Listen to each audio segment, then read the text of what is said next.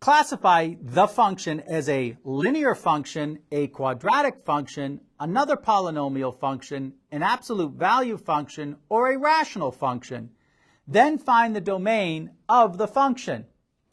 Well, notice that we have a variable in the denominator of this quotient, and therefore this is classified as a rational function. Remember, the domain are the set of x values that we can input to the function. And for a rational function, that's all the x values except those that make the denominator 0. So we want to solve the equation x squared minus 16 equals 0. Add 16 to both sides, so x squared equals 16. Now take the square root of both sides, and we have x equals plus or minus the square root of 16, which is equal to plus or minus the 4.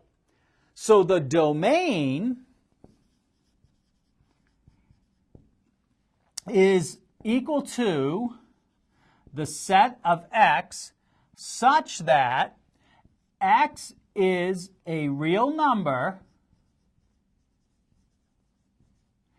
and x does not equal 4 and x does not equal negative 4.